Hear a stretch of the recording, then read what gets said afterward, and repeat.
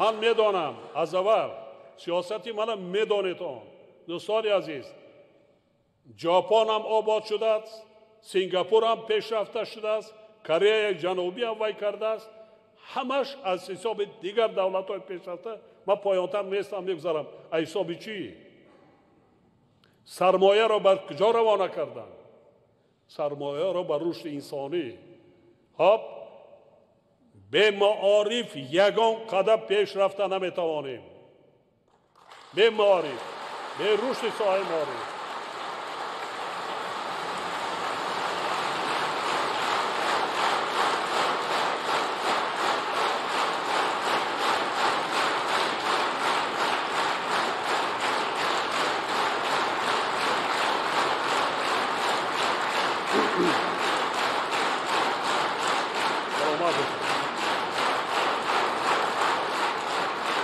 سلامت باشید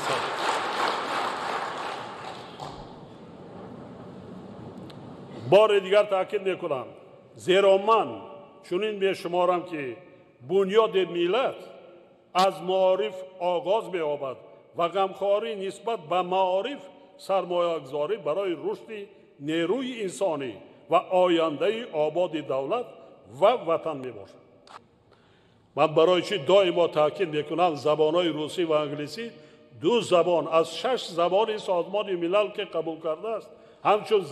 زبان‌های معاشرت بین المللی دو زبان روسی و زبان انگلیسی است. خب ببینم ما وزارت ادارات به کار قبول میکنیم دانشجویانی که ختم کردن و دیگر ساختارهای دولتی خصوصی حتی سایه‌کاری هم روند لیکن دانشجو کادر جوان که دیپلم معلومات عالی کسبی وی گرفته است زبان خارجی را نداند چیکار کرده میتواند چیکار آیا اون موفق میگردد حتی به صاحبکاری به تجارت زبان خارجی عادی گفتار دانستنش در کار است با کشورهای خارجی با همتای خود با کدام زبان نداند با کدام زبان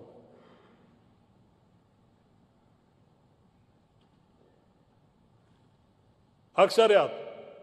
یک چیز دیگر هم است من حاضر اشاره کردم که قریب 42,000 استعدادهای جوانی ما به خارج کشور روان کرده برای چی چون که در بعضی دانشگاه و دانشکده‌های عالی مملکت ما چنین فاکولته‌ها گروه‌ها نیست آموزگاران سطح بلندی کسبی دانندگان زبان‌های خارجی نیست برای مجبور میشن به دانشگاه و دانشکده‌های عالی خارج بیرون روند در زینه میانه در سکتور خصوصی تحصیل بکنند جوانان از سیستم معارفی ما سیستم تیار کردن کادرهای آموزگاری خفا مانده است آموزگار نمیداند زبان خارجی را حالا که نه که آموزگاران تنها زبانهای خارجی هر یک آموزگار است در مکتب میانه اقلا به قدر داند که با زبانهای خارجی دیگر داند با خواننده معاشرت کرده تواند شرط نیست فقط معلم زبان روسی معلم زبان انگلیسی دیگر آموزگارها چی وقتی مکتب میانه را ختم میکند در مکتب‌های خصوصی وای میکند دانشگاه من میپرسم بسیار در وقتی به کار قبول کردن یوریست اقتصادچی با کارهای دیپلماتی با وزارت دیگر زبان خارجی نمیداند چرا نخواندی پسرم این چی است ما در کدام عصر زندگی کرده ایستادیم چند سال شد ما در این باره گپ زده ایستادیم سپارش دادیم ما گشتن در قد کوچه برای که نگروسکه نیست در برنامه کهنه است همون برنامه های زمانی کودک قدیم است کنیسپکت همون کهنه است معلم آموزگار میارم کنیسپکت کهنه را ورنگ میزند گذشت رفت اکثریت آموزگارهای ما سیستم های نوی اطلاعاتی و دیگر قطعی کار کردن با دانشجویان با آموزگاران را نمیفهمند نمیدانند از کجا صفت تعلیم و تربیت میشه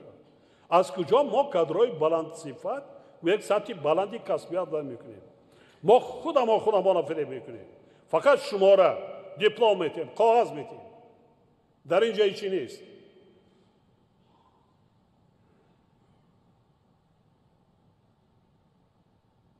ما از این متدی تعلیم باید دست کشیم. برعکس ریفرم کردن نکنیم.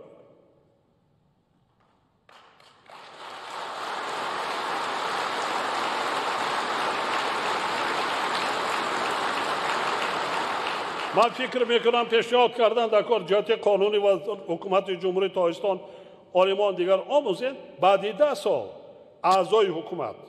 وکیلان مردمی، خدمتچیان دولتی همونهایی را قبول کردن در کار که 100% اقلا 2 زبان خارجی را و مثل زبان مادریشان میدونند.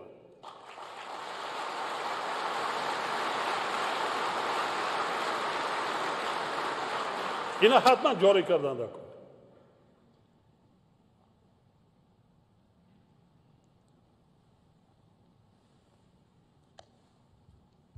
یعنی امروز در ساحه معارف مملکت 1680 نفر نمیرسد. این چیزی که رسمی است بالای زمین این قریب 10-20 هزار دیگر در مکتب ها با معلومات میانه آموزگاری میکنند.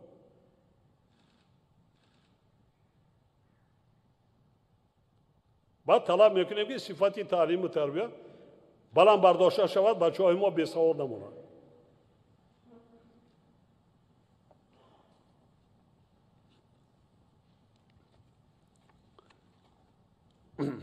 وزارت معارف و علم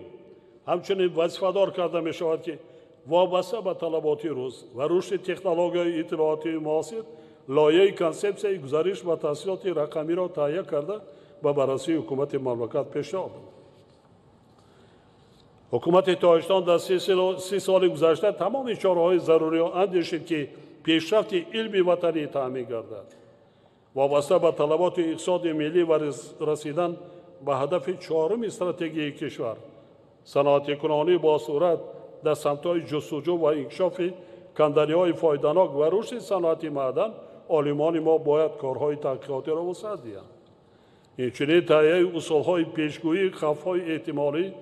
و تأثیر منفی عامل‌های گوناگون به اقتصاد ملی، خدمت‌رسانی‌های رقمی، پیشرفت انرژی سبز و اقتصاد سبز و در رابطه با این برآمدن آموزش همه‌جانبه منبع‌های الترناتیوی، اختراع‌کاری و نوآوری، کارکرد و تطبیق تکنولوژی‌های نوی کم مصرف و راه اصول‌های از اشیاء خام وطنی استحصال کردن دارواری و نوری‌های معدنی وظیفه اولین درجه عالمان کشور می‌باشد.